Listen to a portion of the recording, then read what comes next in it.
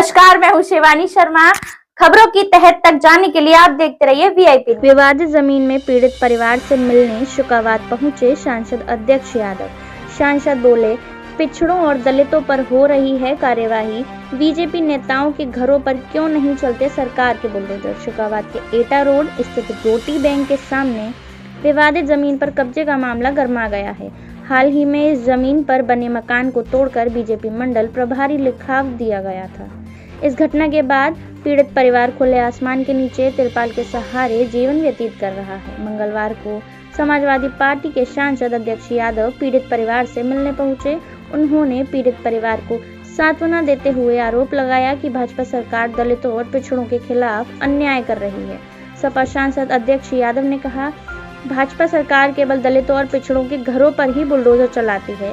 जिन मामलों में भाजपा नेताओं का नाम आता है वहां कोई कार्रवाई नहीं की जाती। पीड़ित परिवार का मकान रातों रात उजाड़ दिया गया और उस पर एक भाजपा नेता ने चार दीवार लगाकर कब्जा कर लिया। उन्होंने आगे कहा कि मकान 4 हिस्सों में बटा हुआ था, लेकिन एक व्यक्ति ने इसे बेच दिया। प्रशासन को मामले की निष्पक्ष जांच करनी चाहिए थी, लेकिन भाजपा के लोगों ने मकान तोड़कर उस पर अवैध कब्जा कर लिया।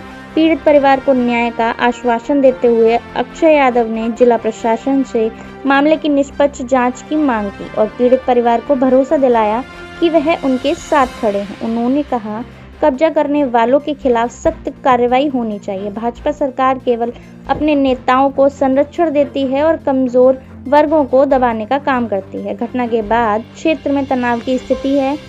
विपक्षी दलों ने इस दलित और पिछड़े वर्ग के प्रति अन्याय का मामला बताते हुए भाजपा सरकार की नीतियों पर सवाल खड़े किए हैं। मामले में प्रशासन की निष्क्रियता पर भी सवाल उठ रहे हैं। पीड़ित परिवार ने जिला प्रशासन से न्याय की गुहार लगाई है, जबकि सांसद ने प्रशासन की निष्पक्ष जांच और दोषियों के खिलाफ सख्त कार्रवाई की मांग की है। इस पूरे मामले पर आज क्या कहा सांसद अध्यक्ष यादव ने, आइए आपको सुना। पर हम लोग खड़े हैं, ये घर बना हुआ था यहाँ पर कुछ रुपए देके जो दो पक्ष थे, इसमें एक पक्ष ने पूरा ज़मीन को बेच दिया है, जबकि कायदे में दोनों पक्षों को ज़मीन को बेचना चाहिए था, उसके बाद घर को तोड़ना चाहिए था, कब्जा लेना चाहिए था।